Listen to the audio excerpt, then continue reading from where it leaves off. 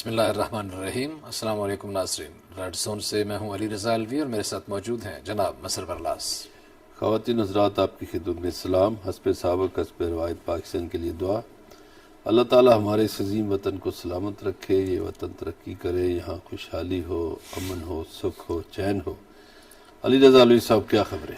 جی، اپنے بھی خفا مجھ سے اور بیگانے بھی ناخوش، یہ کچھ ایسی کیفیت کا سامنا ہے حکومت کو کہ اپوزیشن تو ناراض ہے ہی ہے، اور ظاہر ہے کہ اپوزیشن کا ناراض ہونا بنتا بھی ہے کہ انہوں نے مخالفت اور ناراضگی کی باتیں کر کے ہی اپنے وجود کو برقرار رکھنا ہے، اور وہ یہ سمجھتے ہیں کہ حکومت کی کشتی کو ساحل پہ پہنچنے نہیں دیں گے اور بیچ منجھدار کے ڈبونے میں کامیاب ہو جائیں گے۔ لیکن شیخ رشید کو یہ گلہ ہے کہ حزب مخالف نے بہت دیر کر دی ہے، اب تو انہیں وارم اپ کرنے میں بھی 6 ماہ لگیں گے۔ انہوں نے کہا اگر احتجاج کرنا ہی تھا اور کوئی اس طرح کی تیاری تھی تو وہ بہت مناسب وقت تھا جب مولانا فضل الرحمان اسلام آباد تشریف لائے تھے۔ لیکن مولانا فضل الرحمان کہتے ہیں کہ اسلام آباد کے پارلیمنٹ ناجز کے سامنے ایسے بینر لگے ہوئے ہیں جن پر لکھا ہوا ہے کہ بچے برائے فروخت، لوگ بھوک سے تنگ آ کر اپنے بچے فروخت کرنا چاہتے ہیں۔ انہوں نے کئی ایک ایسی مثالیں بھی دی جس میں بتایا گیا کہ لوگوں نے اپنے بچے فروخت کرنے کے لیے کیسے کیسے اور کہاں کہاں پیش کیے۔ یہ تو مخالفین تھے اور یہ اپوزیشن کے لوگ ہیں۔ اور کراچی میں آج اس حوالے سے ایک جلسہ بھی تھا، ایک لانگ مارچ ٹائپ بھی چیز تھی جس کو مہنگائی کے خلاف قرار دیا گیا تھا، لیکن ناسازی تباہ کے باعث جناب شہباز شریف وہاں نہیں پہنچ سکے۔ یہ تو تھے مخالفین، یہ تو تھے بیگانے، یہ تو تھے اپوزیشن والے، اور اپنوں کا گلہ یہ ہے کہ چودھری پرویز الہی کہتے ہیں کہ ہم نے تو ان کا بہت ساتھ دیا، 3 برس سے حکومت کا ساتھ دیتے چلے آ رہے ہیں، لیکن انہوں نے ہمارے ساتھ نہیں نبھایا۔ ان کا یہ بھی کہنا ہے کہ ہر ضلع میں انتظامیہ ہمارے کارکنوں کو بہت زیادہ تکلیف دے رہی ہے، ان سے ناروا سلوک اختیار کر رہی ہے۔ سینیٹر کامل علی آغا نے تو سینٹ کے انتخابات یاد کرائے۔ انہوں نے کہا کہ ان کو حکمرانوں کو یہ نہیں بھولنا چاہیے کہ سینٹ کے انتخابات کے موقع پر ہم نے ان کے ساتھ کیسا تعاون کیا تھا۔ ان کا کوئی بھی شخص ہم سے ووٹ مانگنے بھی نہیں آیا تھا، لیکن ہم نے ان کو ووٹ دیے تھے۔ اور خورشید شاہ وہ کہتے ہیں کہ مسلم لیگ نون کے اندر کوئی اختلاف نہیں، اور پارلیمنٹ کے سامنے پارلیمنٹ میں جو پارلیمنٹ کو ہم چاہتے ہیں کہ طاقتور بنایا جائے، پارلیمنٹ طاقتور ہوگا اور باقی ادارے طاقتور ہونے چاہیے، اور یہ سارے ادارے اور پارلیمنٹ اکٹھی طاقتور ہوگی تو باقی اداروں کو طاقتور ہونے سے کوئی نہیں روک سکتا۔ یہ بہت ساری باتیں ہیں جن پہ بات کریں گے، لیکن مولانا فضل الرحمان نے آج کیا گفتگو کی، پہلے اس کا ایک چھوٹا سا کلپ آپ کو سناتے ہیں، پھر مظہر برلاس صاحب سے رائے لیتے ہیں۔ اسلام آباد کے پارلیمنٹ لاجز کے سامنے لوگوں نے اپنے بچے برائے فروخت کے بورڈ لگا رکھے ہیں کہ ان سے اپنے بچوں کی بھوک نہیں دیکھی جاتی۔ یہاں اسی صوبے کے ایک پولیس مین وہ اپنے افسر کے سامنے 50,000 روپے پر اپنے بچے کو بیچنے کے لیے درخواست دے رہا ہے۔ یہاں پر اسی صوبے میں اپنے بچوں کو زہر دے کر مارنے کے بعد ماں باپ خودکشی کرتے ہیں۔ کہاں تک ہم پہنچ گئے ہیں؟ ہم نے تو پہلے دن کہا تھا کہ یہ حکومت چوری کے ووٹ سے آئی ہے، یہ حکومت ناجائز ہے، یہ حکومت نااہل ہے، یہ حکومت نالائق ہے۔ میرے دوستو، آج اگر ہم نے من حیث القول اپنے اس وطن عزیز کو اس بحران سے نہ نکالا اور ایسے ناپاک اور ناجائز حکمرانوں کو ہم نے بحیرہ عرب میں جا کر غرق نہ کیا تو پھر پاکستان کی بقا کا سوال۔ جی، ایسے حکمرانوں کو جو انہوں نے الفاظ استعمال کیے وہ میں نقل نہیں کرتا، سن لیا آپ نے۔ اگر ایسا نہ کیا تو پھر بڑا کام خراب ہو جائے گا، ان کو بحر عرب میں غرق نہ کیا تو پھر جواب دینا مشکل ہو جائے گا خدا کے سامنے یا سیاست کے سامنے یا لوگوں کے سامنے۔ آگے بھی بہت لمبی بات تھی، ہم نے کاٹ دی۔ ایک تو بڑی اچھی بات یہ ہوئی ہے کہ پاکستان کی مذہبی جماعتیں جو ہیں وہ اب اپنے ملک کی حدود سے نہیں نکل رہی، ورنہ وہ تو ہمیشہ امریکہ کو بحیر عالم وغیرہ کرتے تھے، جی ہاں، اور اس مرتبہ مولانا صاحب نے امریکہ کا نام نہیں لیا۔ اس میں کوئی شک نہیں کہ مہنگائی ہے، صحیح، لوگ تنگ ہیں، اور خاص طور پر جو مڈل کلاس ہے وہ زیادہ تنگ ہے کہ اسے نہ ریلیف ملا، نہ وہ امیروں کی طرح ڈاکے ڈالتی ہے۔ یہ وہ کلاس ہے جو پل کا کردار ادا کرتی ہے، اور یہی وہ کلاس ہے جو معاشرے میں روایات اور اقدار کا تحفظ کرتی ہے۔ صحیح، اب مولانا صاحب کی کچھ باتوں سے اتفاق کیا جا سکتا ہے، ٹھیک ہے، کچھ سے اختلاف ہے۔ صحیح ہے، اتفاق یہ ہے کہ مہنگائی ہے، مگر مولانا صاحب گفتگو کرتے ہوئے ڈنڈی مار گئے کہ کل محترم بلاول بھٹو زرداری ان کے پاس تشریف لائے تھے، صحیح ہے، تو آج انہوں نے سندھ کا نام نہیں لیا، بلکہ اسی صوبے میں کہا، اسی صوبے میں عام لوگوں کو اور بھی خوشی ہوتی، بلکہ وہ ساتھ جو سمرو صاحب کھڑے تھے ان کو بھی خوشی ہوتی اگر مولانا صاحب ناز جوکھیوں کا بھی تذکرہ کر دیتے اور اسی طرح سندھ کے اور مسائل کا ذکر کر دیتے تو اچھی بات تھی، لیکن چونکہ ایسا مسلطن نہیں کیا گیا صحیح، اور اسلام آباد کا انہوں نے تذکرہ کر دیا۔ ایک تو مولانا صاحب چونکہ پی ڈی ایم کے فرنٹ سیٹ پر، ڈرائیونگ سیٹ پر بیٹھے ہیں، انہیں پورے ملک کے مسائل کا احاطہ کرنا چاہیے، صحیح ہے، ڈنڈی نہیں مارنی چاہیے کہ جہاں پی ٹی آئی کی حکومت ہے وہاں تنقید، اور جہاں کسی اور کی ہے وہاں تنقید نہیں، بلکہ ملفوف انداز اپنانا۔ اب جو انہوں نے کہا کہ یہ نااہل حکومت ہے، نالائق ہے، فلاں، ناجائز، ناپاک، پتہ نہیں کیا کیا لفظ مولانا صاحب بولتے رہے۔ آپ بھی جانتے ہیں، ہمارے بہت سے ناظرین جانتے ہیں، مولانا صاحب ہمیشہ شائستہ گفتگو کیا کرتے تھے، بڑی شستہ اردو بولتے ہیں اور اخلاقیات سے نہیں گرتے تھے، مگر اب پتہ نہیں ہار کا دکھ اتنا شدید ہے کہ وہ اس مرتبہ اخلاقیات کو کا لحاظ کیے بغیر گفتگو کرتے ہیں۔ صحیح ہے، یہ انہیں زیب نہیں دیتا، وہ ایک مذہبی رہنما بھی ہیں اور ملک کا جو بڑا اتحاد ہے اس کے بھی سربراہ ہیں۔ ٹھیک ہے ان کی بات کہ یہ نالائق حکومت ہو سکتی، ہو سکتا ہے حکومت میں نالائق لوگ ہوں، ہو سکتا ہے نااہل ہوں، لیکن یہ کہنا کہ یہ ناجائز ہے اس سے اتفاق نہیں کیا جا سکتا، ٹھیک ہے، اس لیے کہ وہ الیکشن جیت کر آئے ہیں۔ وہی الیکشن ہے جس میں مولانا صاحب کے صاحبزادے مولانا اسد الرحمان ایم این اے بنے اور جے یو آئی کے پارلیمانی لیڈر ہیں۔ صحیح ہے، وہی الیکشن ہے جس میں مولانا صاحب کے ایک بھائی ایم پی اے بنے اور قائد حزب اختلاف ہیں خیبر پختونخوا اسمبلی میں۔ تو میرا خیال یہ وہی الیکشن ہے جن کے نتیجے میں جب صدارتی الیکشن ہو رہے تھے تو ڈاکٹر عارف علوی کے مقابلے میں مولانا صاحب مقابلہ کر رہے تھے۔ ٹھیک، تو اس طرح آپ اس کو ناجائز تو نہیں کہہ سکتے، ناپاک بھی نہیں کہہ سکتے۔ دیکھیے ہم کسی کے ایمان کو تولنے والے کون ہوتے ہیں؟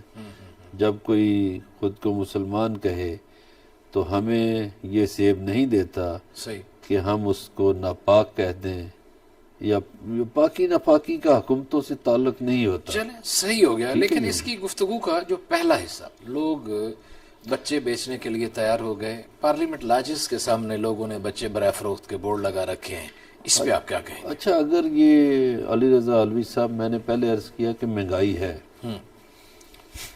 اگر یہ بورڈ یا بینر یا اس طرح کی چیزیں دیکھیں تو یہ میں تو پچھلے 20-25 سال سے دیکھ رہا ہوں۔ ٹھیک ہے، کئی مرتبہ ہمیں پچھلی حکومتوں میں بھی یہ خبریں سننے کو ملتی تھیں، پڑھنے کو ملتی تھیں کہ فلاں نے گردہ بیچ دیا، اچھا فلاں نے خودکشی کر لی، بچے مار کر جی وہ نہر میں کود گئے۔ صحیح، یہ اس طرح کے واقعات ہم سنتے رہے ہیں۔ درست ہے، اس کا مطلب یہ ہوا کہ کوئی ایک حکومت ذمہ دار نہیں، اس میں ہماری الا ماشاءاللہ جتنی بھی حکومتیں آئیں، جس کو ناظرین ماضی قریب کی حکومتیں کہہ سکتے ہیں، ماضی بعید کا میں ذکر اس لیے نہیں کرتا کہ بہت سے لوگوں کو اس کا علم یا اندازہ نہیں، تو ماضی قریب میں بہت سے ایسے واقعات ہوئے، لوگ وزیر اعلیٰ کی گاڑی کے سامنے آ گئے، کبھی وزیر اعظم کی گاڑی کے سامنے آ گئے۔ ایک ایشو ہے مہنگائی، اس کو حل کرنا چاہیے، ٹھیک ہے، اور اس کے حل کے لیے ہماری جو سیاسی قیادت ہے اس سے مل بیٹھنا چاہیے، اس سے اس کا تدارک کرنا چاہیے۔ اب یہ بھی غور کرنے والی بات ہے اور توجہ طلب بات ہے کہ ہمارے سیاستدان بزنس کیوں کرتے ہیں؟ بڑے بڑے بزنس تو ہمارے سیاستدانوں کے پاس ہیں، صحیح، تو یہاں جو وہ کلیش آف انٹرسٹ ہے وہ کیوں نہیں ہوتا؟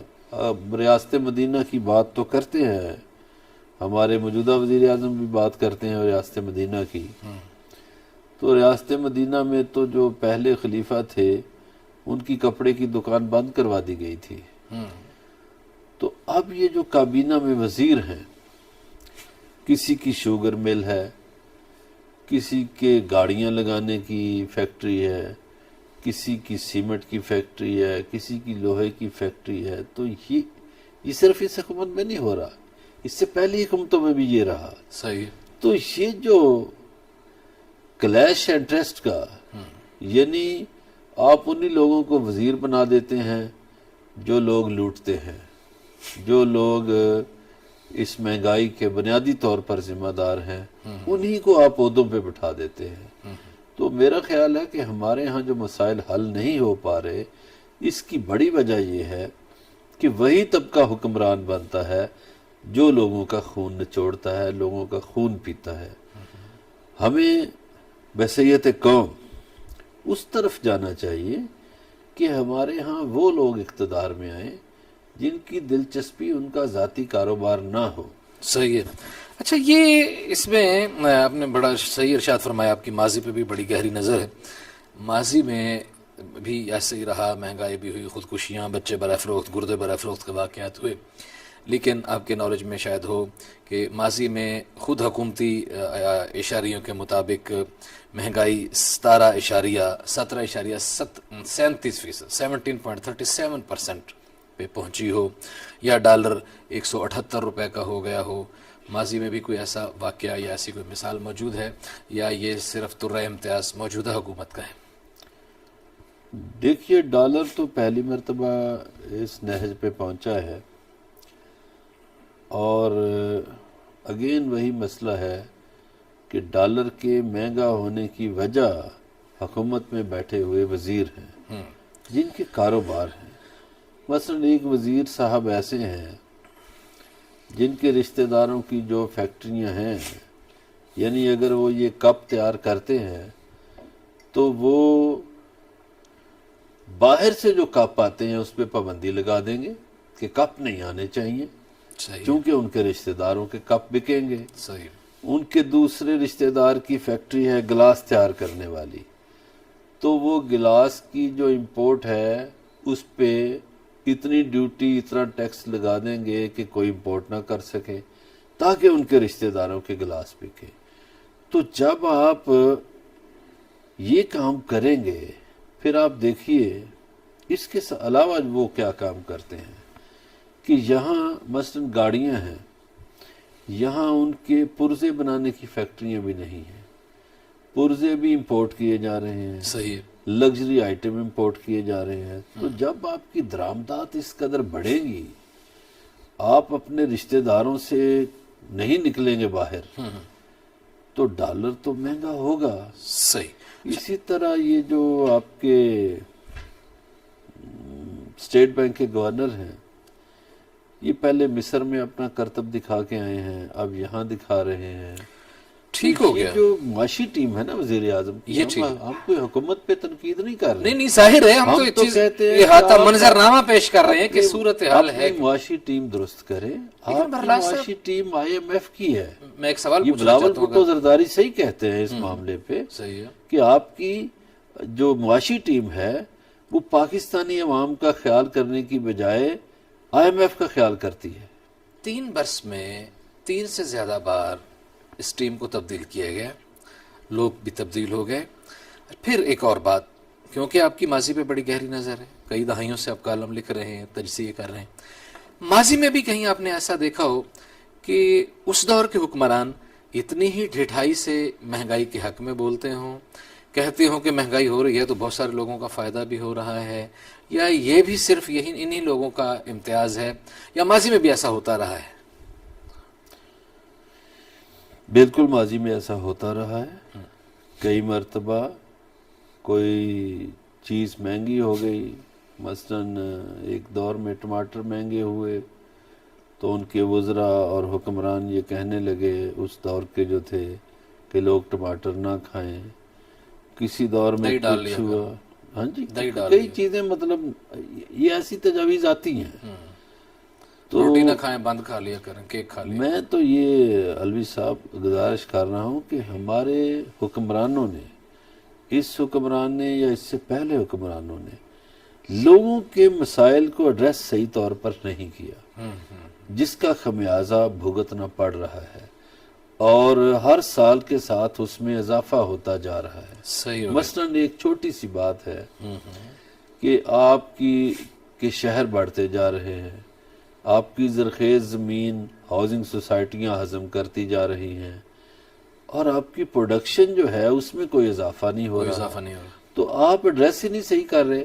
مثلاً ایک یہ جو کئی ممالک ہیں یورپ کے، وہ کیا کرتے ہیں، ہم اپنے گھر میں چھوٹا سا جو لان ہے وہاں باہر سے لا کے پھول تو لگا لیتے ہیں، کیا ہم وہاں کوئی چھوٹی موٹی سبزیاں نہیں کاشت کرتے؟ یہ جو کچن گارڈن ہے، اس کا رواج اگر پاکستان میں پیدا ہو جائے تو ہر گھر سبزیوں میں خود کفالت ہو جائے اور سبزیوں کے ریٹ بھی مناسب ہو جائیں۔ جی بالکل، کچن گارڈننگ جو ہے یقیناً ایک اچھی تجویز ہے، اور اس طرح کچن گارڈننگ، ٹیرس گارڈننگ، یہ سارا ظاہر ایک ہی چیز ہے، روف گارڈننگ۔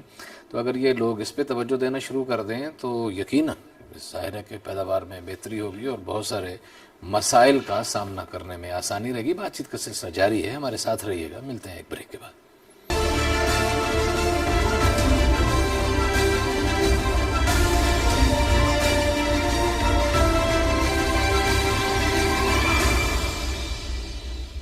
ویلکم بیک ناظرین۔ بریک پہ جانے سے پہلے مولانا فضل الرحمان کی بات پہ بات کر رہے تھے، یہاں شاہد خاقان عباسی نے بھی کوئی گفتگو کی، شہباز شریف آپ کو بتایا ناسازگی توا کے باعث وہاں نہیں پہنچ سکے تھے۔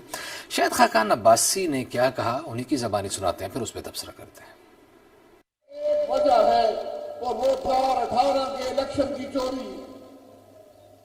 جس ملک میں الیکشن چوری ہوتے ہو، جس ملک میں عوام کی رائے کا احترام نہ ہو، پھر وہاں پر یہی مہنگائی ہوتی ہے، وہاں پر وہی حکمران ہوتے ہیں جو مہنگائی کی بات کرنے سے کافر ہیں۔ ملک کا وزیر اعظم کہتا ہے کہ لندن میں بڑی مہنگائی ہے۔ بھائی صاحب، ہم لندن میں نہیں ہیں، ہم کراچی میں ہیں، ہم مشکل میں ہیں۔ یہ 30 روپے کا آٹا کیوں آج 80 روپے میں بک رہا ہے؟ یہ 50 روپے کی چینی کیوں 150 روپے کی، 100 روپے کا گھی کیوں 400 روپے میں بک رہا ہے؟ بجلی کے ریٹ کیوں 3 گنا ہو چکے ہیں؟ گیس کے ریٹ کیوں 2 گنا ہو چکے ہیں؟ اور ہمیں اب نوید سنائی گئی ہے کہ اس سردیوں کے اندر ملک میں کوئی گیس نہیں ہوگی۔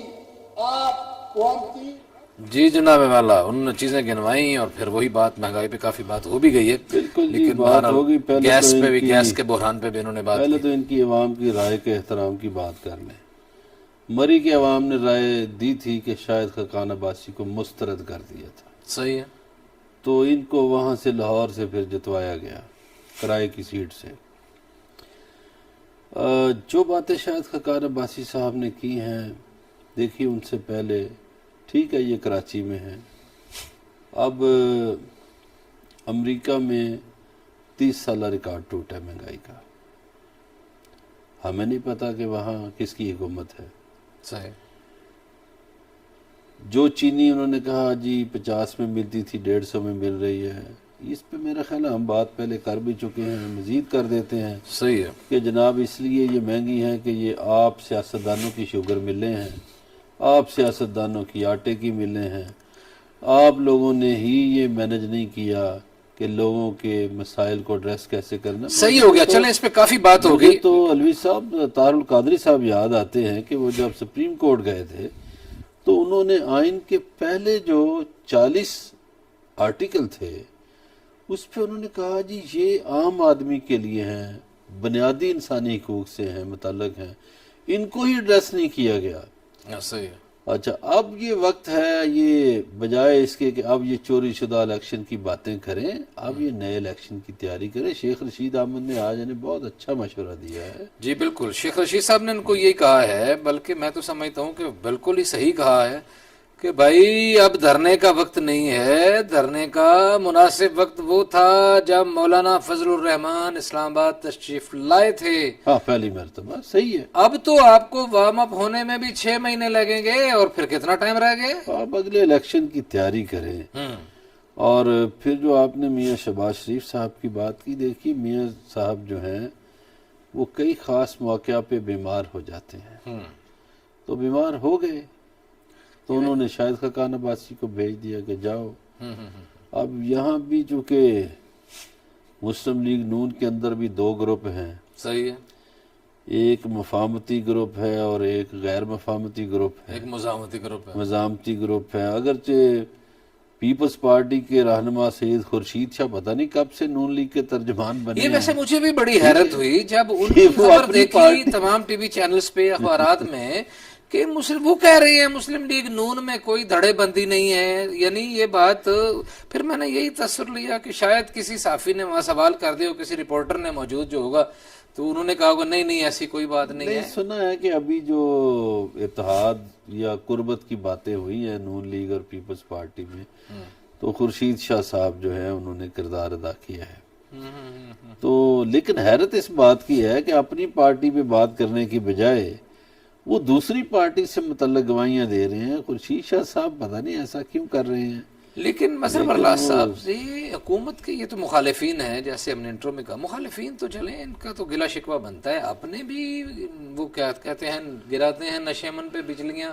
پرویز الہی صاحب بھی ناراض نظر آ رہے ہیں، ایم کیو بھی ناراض نظر آ رہی ہے. آج انہوں نے تو بہت کھل کے بات کر دی، کہتے ہیں 3 سال سے ہم ساتھ دے رہے ہیں، یہ ہمارا ساتھ نہیں دے رہے. ہر ضلع میں، پنجاب کے ہر ضلع میں انتظامیہ ہمارے کارکنوں سے ناروا سلوک اختیار کر رہی ہے. دیکھیے جو ایم کیو ایم ہے اس میں تو یہ ہے کہ ایم کیو ایم کے اکابرین جو مختلف گروپوں میں بٹے ہوئے تھے وہ کہیں نہ کہیں اکٹھے ہو رہے ہیں. ابھی ڈاکٹر فاروق ستار نے ایک میٹنگ کی ہے ڈاکٹر عشرت العباد سے دبئی میں. جی ہاں. اسی طرح کراچی کے اندر بھی ان کی باتیں چل رہی ہیں اور ان کا مطالبہ اب یہ بڑھتا جا رہا ہے کہ جو ان کا بنیادی طور پر ایک مرکزی نشان تھا 90 وہ کھولنے دیا جائے. صحیح ہے. اور ایم کیو ایم سے متعلق آپ جانتے ہی ہیں کہ وہ شکوہ کرتے ہیں اور پھر وہ رام بھی ہو جاتے ہیں. اچھا جہاں تک تعلق ہے مسلم لیگ کاف کا، اب چودھری صاحب تو کہیں گے کہ ہمارے کارکنوں کو تنگ کیا جاتا ہے. مجھے اس بات کا علم ہے ذاتی طور پر، اچھا، کہ جہاں جہاں سے مسلم لیگ کاف کے لوگ جیتے تھے وہاں انسٹرکشن یہ تھی حکومت پنجاب کی کہ وہاں کاف لیگ کی ہی بات مانی جائے. اچھا. یعنی پی ٹی آئی گجرات کے لوگ روتے تھے، اچھا، پی ٹی آئی منڈی بہاؤالدین کے لوگ روتے ہیں، پی ٹی آئی بہاولپور کے لوگ روتے ہیں. صحیح ہے. ان 3 اضلاع کا تو مجھے کم از کم علم ہے کہ وہ لوگ روتے ہیں پی ٹی آئی کے، کہ ان کی بات کوئی نہیں سنتا. صحیح ہے. اب جو بات کامل علی آغا نے کی سینٹ کے الیکشن کے حوالے سے، او بھائی آپ لوگوں سے سیدھی بات کیوں نہیں کرتے؟ پنجاب میں 10 ووٹوں سے تو سینیٹر نہیں بنتا، ایسا ہی ہے. تو آپ کو تو پی ٹی آئی نے ووٹ دیا تو آپ سینیٹر بنے ہیں. صحیح ہے. وہ آپ نے ایک چال چل کے سب کو بلا مقابلہ کروا کے اپنا سینیٹر بیچ میں بنوا لیا. جی یہ کہتے ہیں ہم سے ووٹ مانگنے بھی نہیں آئے تھے کامل علی آغا نے جو بات وہ کی بھائی نا. ووٹ کیسے مانگتے؟ گزارش یہ ہے کہ ان کے پاس 10 ووٹ ہیں صحیح ہے. 10 वोटों से आज भी पंजाब में सेनेटर नहीं बनता, कल भी नहीं बनता था। सही है। तो इन्होंने एक चक्कर चलाया, चूंकि ये स्पीकर थे वहां परवेज लाई साहब, सही है। और दूसरे जो हैं तारक बशीर चीमा साहब, उन्हें देख के तो मुझे वैसे मैं समझता हूँ ये बहावलपुर की मिट्टी को पता नहीं क्या शरफ हासिल है कि वो मोहतरम रियाज पीरजादा साहब थे मियाँ साहब की गवर्नमेंट में, शाकी भी रहते थे, हुकूमत में भी रहते थे। यही तारक बशीर चीमा साहब शाकी भी रहते हैं, हुकूमत में भी रहते हैं। सही है। चलें, ये शाकी भी हैं और हुकूमत में भी हैं, इक़्तिदार भी इंजॉय कर रहे हैं, नाराज भी हैं। पता करेंगे वापसी पे मजहर बरला साहब से कि ये इसी तनख्वाह पे काम जारी रखेंगे या रूठ जाएंगे, होगा क्या। हमारे साथ रहिएगा, मिलते हैं ब्रेक के बाद।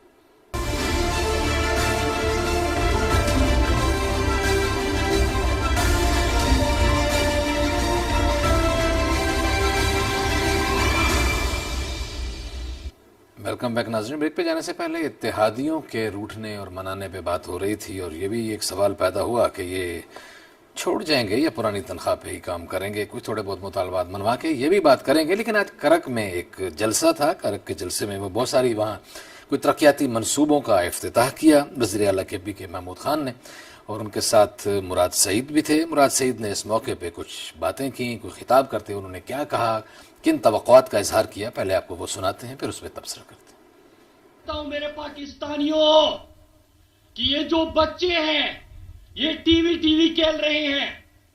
गिलगित बल्तिस्तान में इमरान खान ने इलेक्शन जीता, आजाद कश्मीर में इमरान खान ने हुकूमत बनाई, सियालकोट में बाय इलेक्शन हुआ, इमरान खान जीता। तो सुन लो, अगला इलेक्शन न सिर्फ करक में, न सिर्फ खैबर पुख्तनख्वा में, न सिर्फ पंजाब में, न सिर्फ आजाद कश्मीर गिलगित बल्तिस्तान में, बल्कि बलूचिस्तान के साथ सिंध में भी इमरान खान की इंशाअल्लाह हुकूमत होगी। सिंध में भी इमरान खान की हुकूमत होगी और बाकी भी सारा गिनवा दिया।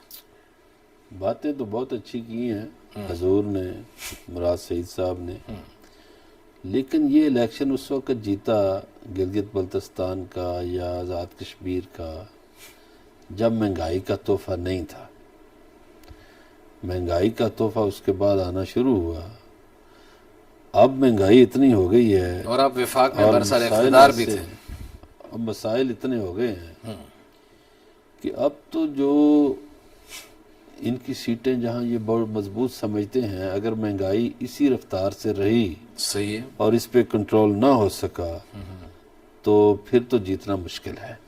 ठीक है। आज मुल्तान बार से ना जमात इस्लामी के अमीर सिराजुल हक ने बड़ा अहम खिताब किया। ठीक है। उनकी गुफ्तगू बड़ी अहम थी, ख़ास तौर पर इनके हवाले से कि रियासत मदीना का नाम लिया जाता है, दुरुस्त है, और रियासत मदीना में कानून की नज़र में सब एक थे, जबकि अब यहाँ सब एक नहीं है।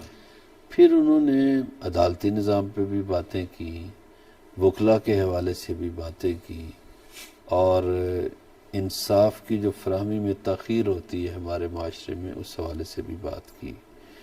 पीटीआई के अक्सर लोग ये कहते हैं कि अगला इलेक्शन हमारा है, लेकिन आपका इलेक्शन तो तब होगा जब लोगों के मसाइल हल होंगे। ठीक है। अगर लोग मसाइल में रहे तो आपको वोट तो कोई नहीं देगा। सही है। फिर आप कैसे कह सकते हैं कि जी हम इलेक्शन जीतेंगे। इलेक्शन जीतने के लिए लोगों को जो आपने वादे वईद किए थे, जो उम्मीदें दिलाई थी, जो आसें दिलाई थी, उनको पूरा करना आज हद जरूरी है। सही है। अगर वो पूरी नहीं होती तो लोग किसी और की तरफ देखना शुरू करेंगे। सही। बाकी जो उन्होंने बच्चों वाली बात की, सही है, एक बात उन्होंने मरूसी सियासत के हवाले से की है। ये पाकिस्तान का अलमिया है, यहाँ मरूसी सियासत है, पार्टियों में नहीं सिर्फ, बल्कि यहाँ तो एक एक हल्के में मरूसी सियासत है। तो ये निज़ाम जो है पिछले 70-75 साल से हम तो यही देख रहे हैं, जहाँ पहले दादा एमएनए था, सही, वहाँ आज उसका पोता एमएनए है। जहाँ पहले दादा एमपीए था, आज उसका पोता एमपीए है।